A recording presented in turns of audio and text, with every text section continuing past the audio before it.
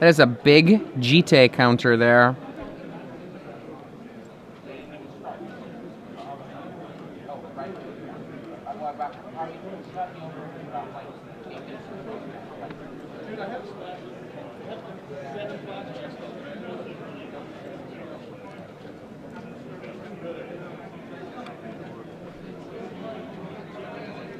James trying to mull how he's going to get out of this JIT. And what do we have there? An edge champion. Boom. Unfortunately, colorless. Yep. So the GT can still take out the champ. Gaia's Cradle, one of my favorite cards in Magic's long storied history. Just oozing out James's graveyard.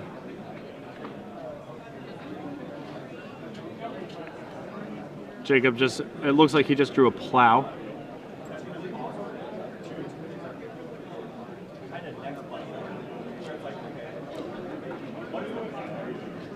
A Ornithopter takes the time to hop in front of the Scrib Ranger.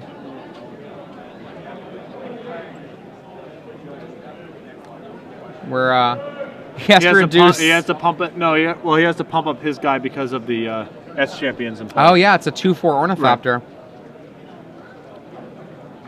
Oozing it. Ooze the man. Ooze the boss. So Jacob passes. His hand appears to be a Savannah, a Forest, and a Plow. I think what James needs, perhaps, is maybe running Tezzerets. Well, Tezzeret gives him a variety of running draws. So, yeah, Tezzeret is where we need to be here.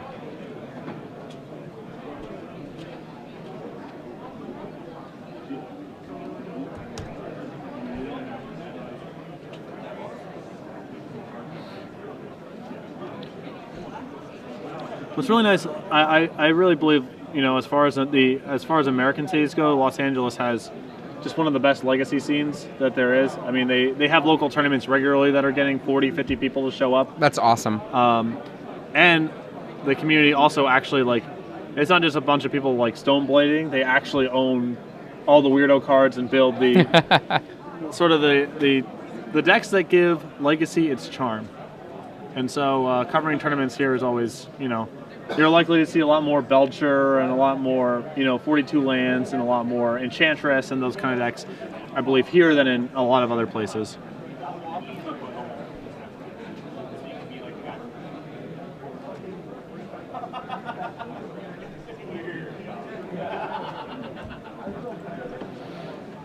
Okay, James trying to find some sort of out to this problematic sprite. Yep. And none to be found. He scoops them on up right. to the sideboards.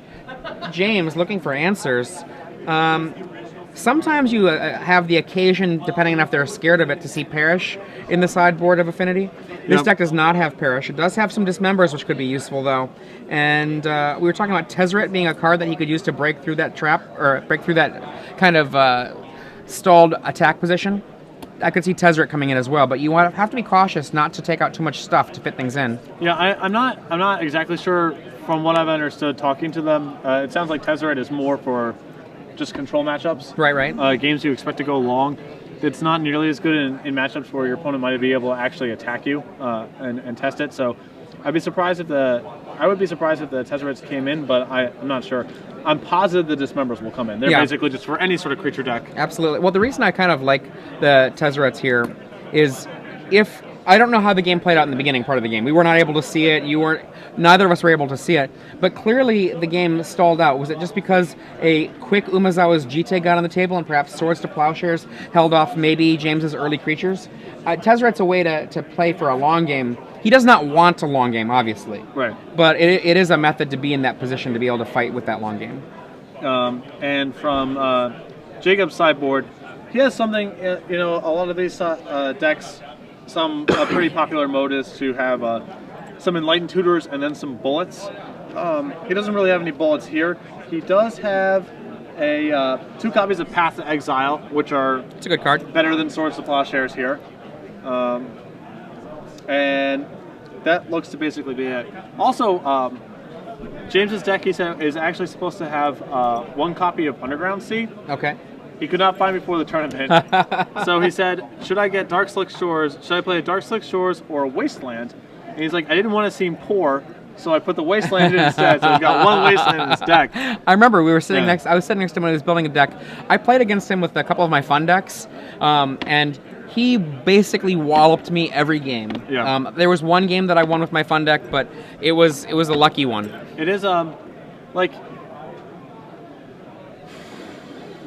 I think actually there are some merits to playing Dark Slick Shore over Underground Sea, as weird as that sounds, because like how often do you need your fourth land to come into play untapped? Very rare.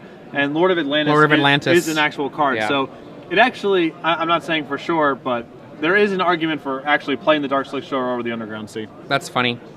Although you would probably still be better served with Underground River, if that was your consideration. Because sometimes you actually want to go fourth, like actually going fourth land. Tezzeret is a thing sometimes. So what do you think about? I'm struggling to remember the name of it right now. Darkwater, the Odyssey block Filterland. Oh well, you don't always naturally have. You don't actually naturally have blue or black mana all the time. I think you can put. I think you can put colorless into it. Oh, you can? I'm pretty sure. It's a very marginal land, but Sure, yeah. you know, so.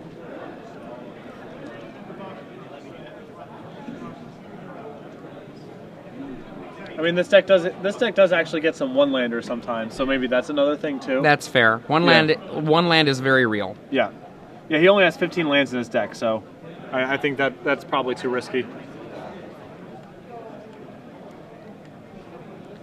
15 land is pretty impressive. Yeah. Well, he has 4 drums and 4 Mox Opal, so he's got mana to spare. And thought casts as well Yeah. to push through. And many of his cards cost 0, so. Darkwater Catacombs, yeah, that would be colorless to start it off.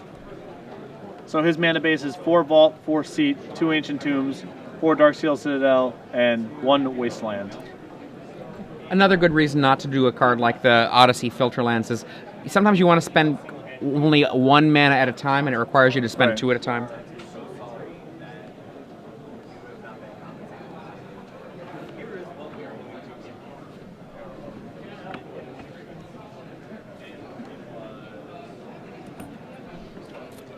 Waiting for the shuffle ups. Yeah. The main deck of Jacob Kory's, like all Maverick decks, has a pretty large amount of kind of hateful cards. Yeah, my understanding is that this deck was kind of first popularized in the European Legacy scene and put up a bunch of big finishes over there in sort of their, their equivalent of Star City Opens, like their larger but not Grand Prix level tournaments. Right. And then it sort of became a thing over here.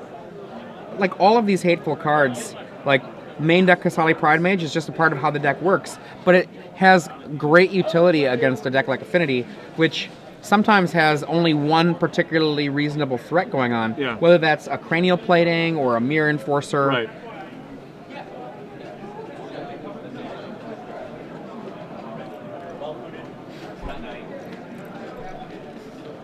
Also, while we're shuffling, I'm getting the opportunity to bird Adrian Sullivan's modern match on Moto here, where he appears to be hard casting. Overwhelming Stampede. Yeah, we're casting Overwhelming Stampede. I made the grave error of starting a match against somebody for fun, and while we were on our waiting for things to get fixed, and our awesome director has fixed it way faster than I thought we were going to be fixed. So I just wanted to make sure that my opponent didn't have me just disconnect on him. So we're just going to kill him now and then be good.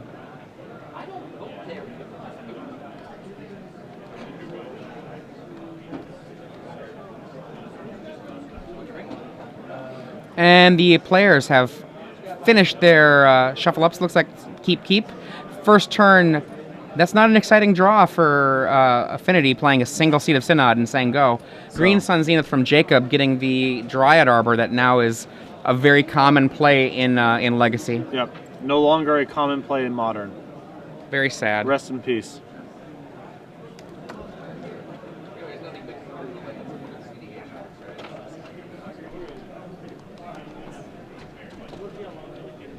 So we have a turn 2 Master of Ethereum off of Ancient Tome. The Ancient Tomb is a card that I love seeing play. Yeah. It's been a while since I've seen it in anything other than a deck like Affinity or certain kinds of combo decks, but it's one of my favorite cards in Magic, actually. Yeah. Only a 2/2 Master. Not that damage is going to be an issue for Jacob Kory. It's not going to get bolted, so you might as well just... So Stoneforge.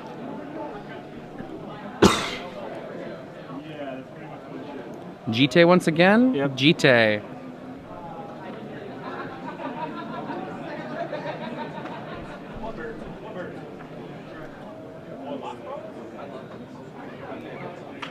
Players, this is a final call if you're So I think Jacob has Path in his hand. I'm surprised he didn't Path right away. Just because you're probably going to Path that thing at some point anyway. And letting James go to his turn with as many artifacts as possible can mean his Thoughtcasts and Frogmites are potentially more explosive. So if there was actually a Path in his hand, I'm surprised he didn't pull the trigger right there.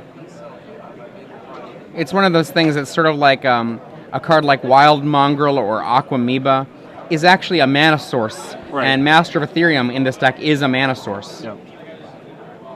And there we see one example of that. Only 1 mana for Thoughtcast.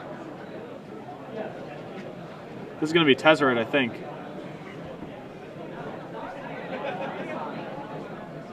Tez.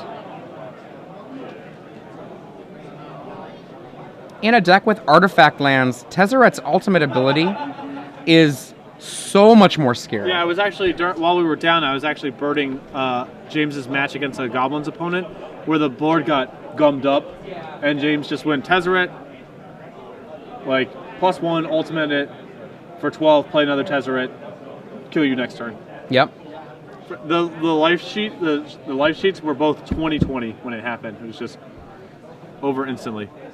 This is one of the reasons why I potentially mentioned Tezzeret as a card if you expect that the game could get gummed up. In like that last game we saw Jacob basically winning on the back of a very slow sprite. Yeah, and there's the Path. So if we were committed to doing that anyway, we probably should have started there, but so it goes.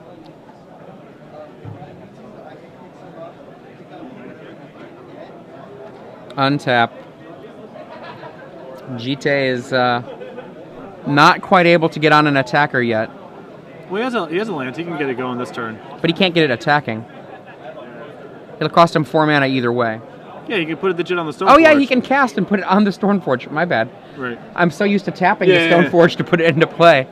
Kasali Pride Mage.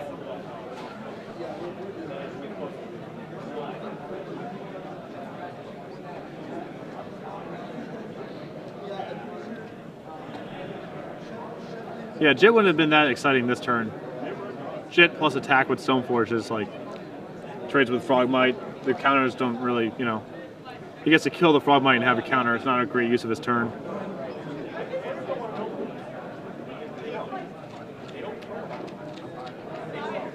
Dryad Arbor comes in for 2, enhanced by Exalted from a Kasali Pride Mage. Wow. And he's going to blow up the Frogmite. Tezzeret reduces. That to me it's a curious use of the turn because I think James is happy to +1 Tezzeret anyway. He's not in a big rush, so committing your whole turn to kind of just knock down Tezzeret a little bit.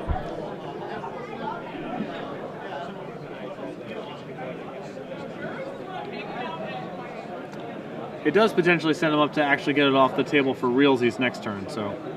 And another plus.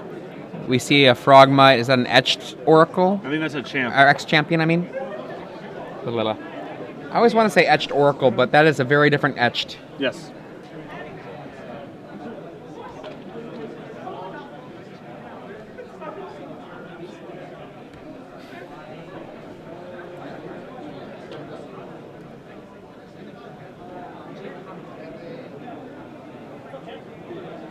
Yeah, he's going to go get the champ. And the champ is great preemptive protection against Jit among other utility it has.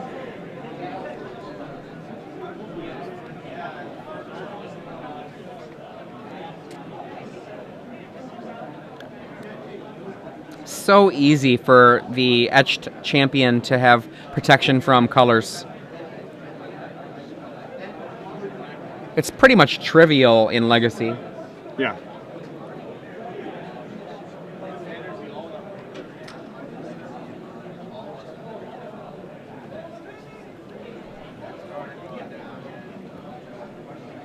Sadly, that does give him protection from Tezzeret. I think James will live. Green Suns for 2. I mean, he has another Pride Mage you can go get, which I assume really the only thing worth committing 3 mana to. Oh no, we're Scrib Rangering. Okay. Scrib Ranger with Dryad Arbor is an awesome mana engine. He also needs to get a flyer to get his JIT going because he can't get through on the ground anymore.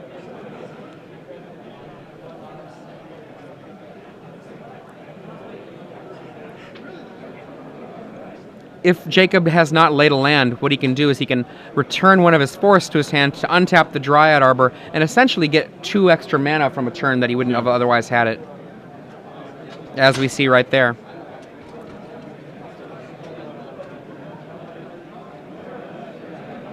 He also has an Eternal Witness in his hand, which he can use to loop a Pride Mage.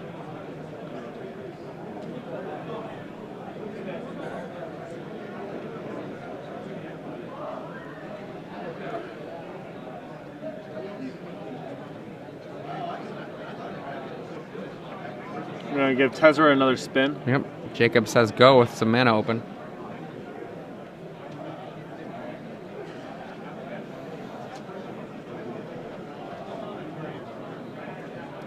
I can't make out what he has in his hand there. I think he has at least one more champ. Froggy. Frogmite.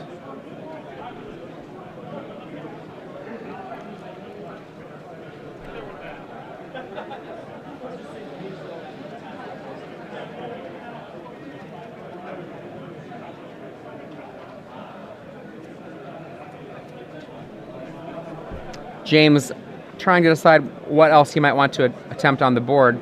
In comes Etched Champion for 2.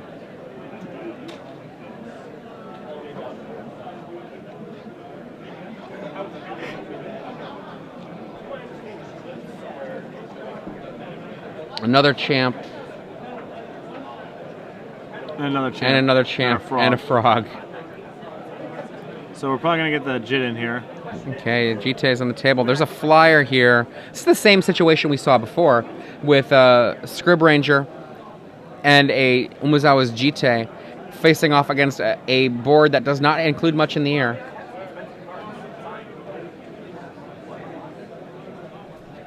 Unfortunately, if he attacks here, I mean, this attack's fine, obviously, because it's close to a free roll because of Scrib Ranger's ability. He might just die. Oh, we have Witness for Path, so he's going to kill the Ornithopter, I guess? And then be able to send.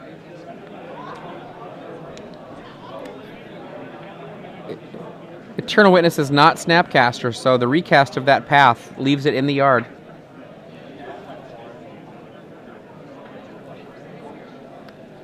In comes the little Scrib Ranger, knocking down Tez. Yeah, he's keeping Tezzeret off ultimate for at least one more turn. But he is under significant pressure.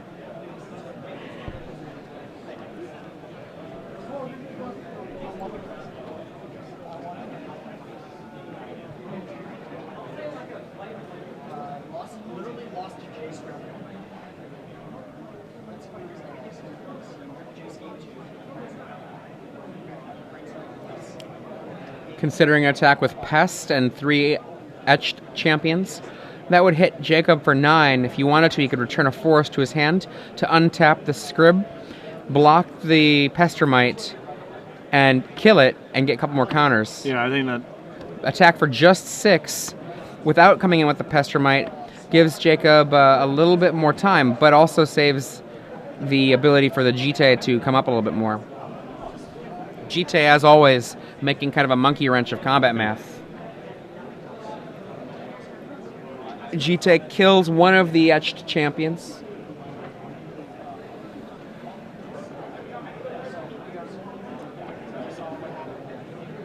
I'm surprised he wouldn't spin Tezzeret. Get some information.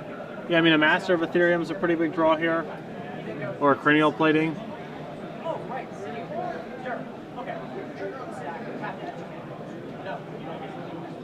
The question he's asking himself is, does he march the Signal Pest into the Scrib Ranger? It seems too bad when he's going to get 2 more counters off the Jit. I mean, wow. Untap.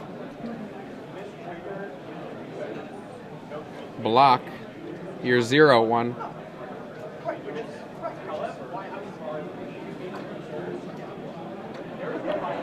yeah, I don't know what that was all about.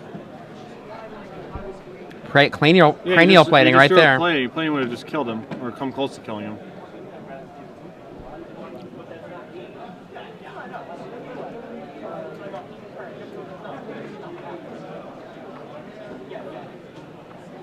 Now he's just going to lose both his champions.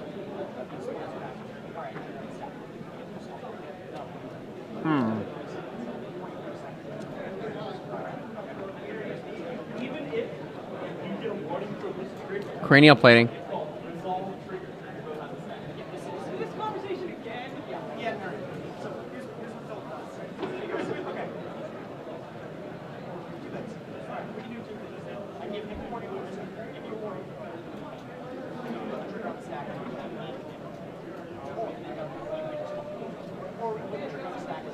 Yet a little bit more in the way of clock.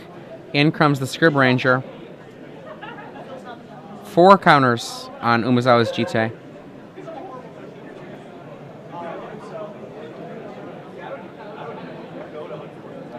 Untaps it, relays the forest that he picked up.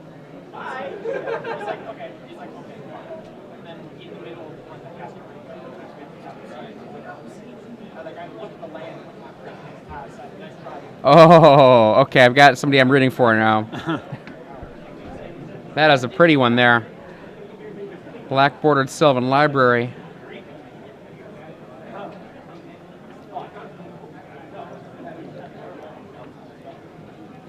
Tezzeret finds a cranial plating.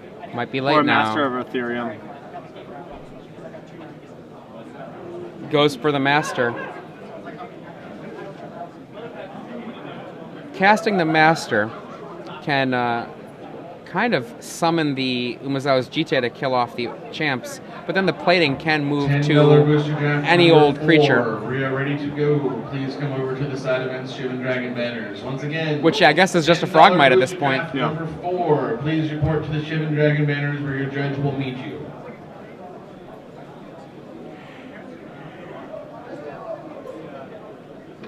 Frog and go. Sylvan. I see a fetch land, a Maze of Ith. Wow, and another Scrib Ranger. Maze of Ith is also a huge deal here just for... I like the Maze of Ith, and I also like this. He saw 2 cards he liked. He paid 4. Yeah. There we go. That's what you need to do. Sylvan Library is good for paying 4. Green Sun Zenith for 1 is one of his cards he used. And James has pretty resigned body language at this point.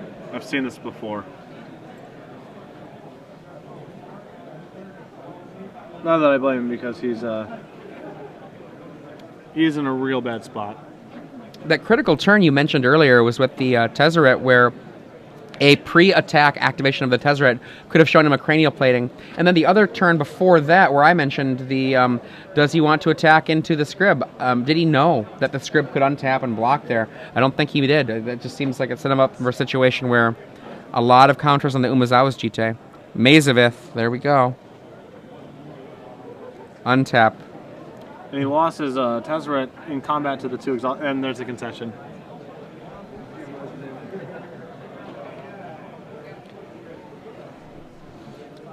Green-white Maverick. Taking down a... the robots. Affinity. It's sort of nice now that, it's been so long since, Affinity's horrible reign over Standard a decade ago, that now it's just sort of another fondly remembered legacy deck. It's funny, because you know how you talked before about whether you play angles or not. Yeah. You know, and Wes Wise was on commentating yesterday with us for a little bit. Wes Wise has a column this week, his first premium column, basically about the Magic Online economy and doing some trading on there. Yep. But he said that he likes to play the best deck. Well, Affinity was a best deck for a while. One of the only quote-unquote best decks that I've ever actually picked up and played a tournament. I played Affinity at Regionals one year, and I feel very happy with that choice. Yeah, I mean, I always am, but that was definitely a time where I was way too stubborn. That deck was so much better than every other deck that it was silly not to. Yeah. I was playing, I played, the one Mirrodin Block Grand Prix I played in was Grand Prix in New Jersey, however long